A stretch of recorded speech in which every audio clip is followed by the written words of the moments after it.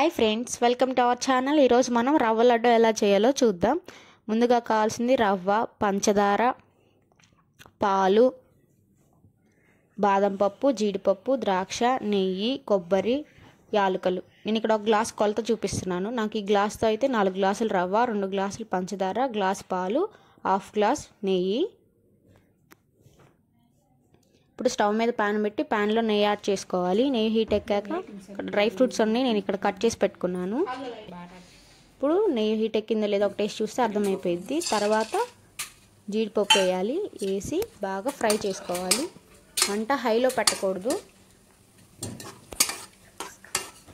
సిమ్లో పెట్టుకొని medium flame సిమ్లో కానీ పెట్టుకొని బాగా గోల్డెన్ బ్రౌన్ కలర్ వచ్చే వరకు బాగా మిక్స్ చేసుకోవాలి. ఇదిగోండి, ఇక్కడైతే గోల్డెన్ బ్రౌన్ కలర్ వచ్చేసింది. నేను తీసేసి పక్కన వేరే బౌల్లోకి యాడ్ చేసుకున్నాను. తర్వాత బాదం పప్పు వేసుకోవాలి.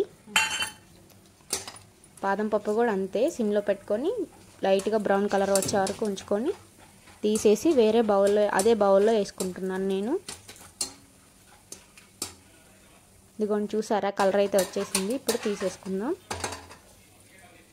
తర్వాత ద్రాక్ష వేసుకొని బాగా ఫ్రై చేసుకోవాలి. లైట్ కలర్ వస్తే చాలు, లేకపోతే మాడిపోతాయి. నేనైతే ఈ 3 ఇంకో పెద్ద బౌల్లోకి యాడ్ చేసుకున్నాను. 3 పక్కన పెట్టేసుకున్న తర్వాత ఇందులో రవ్వ వేసుకొని బాగా ఫ్రై చేసుకోవాలి. నెయ్యి రవ్వ బాగా మిక్స్ అయ్యేలాగా బాగా మిక్స్ చేసుకొని స్మెల్ ఏం రాకుండా లైట్ కలర్ వచ్చే వరకు బాగా మిక్స్ చేసుకోవాలి. ఉండలేం లేకుండా సిమ్లో పెట్టుకొని లైట్ ఫ్లేమ్లో బాగా ఫ్రై చేసుకోవాలి రవ్వని.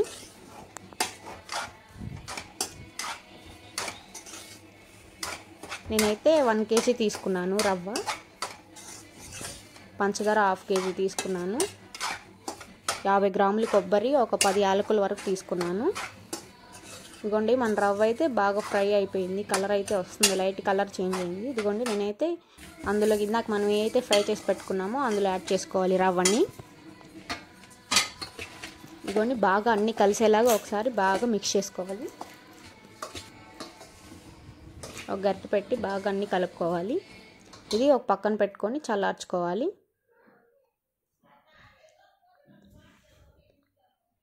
పాలు కూడా కాచి అక్కడ పెట్టుకున్నాను, చల్లార్చుకోవాలి. ఇదిగోండి, ఇప్పుడు షుగర్ ఉంది కదా, ఇప్పుడు మనం ఇందులో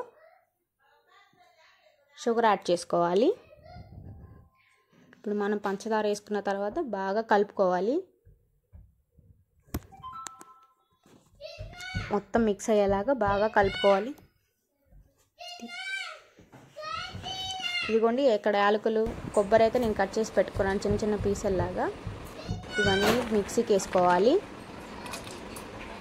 బాగా పొడిలాగా చేసుకోవాలి. ఇదిగోండి, నేను కొంచెం నెయ్యి వేసుకొని బాగా కలుపుకుంటున్నాను. ఇక్కడ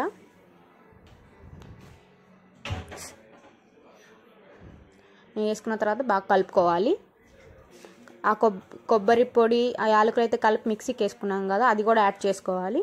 వేసుకొని అన్నీ బాగా కలిసేలాగా అన్నీ బాగా కలుపుకోవాలి.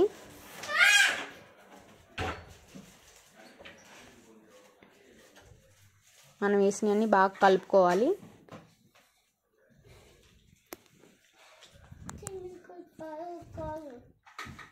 కలుపుకున్న తర్వాత మనం ఇందాక చల్లార్చుకున్న పాలు ఉన్నాయి కదా, అవి వేసుకొని బాగా మిక్స్ చేసుకోవాలి. పాలలో అన్నీ కలిసేలాగా.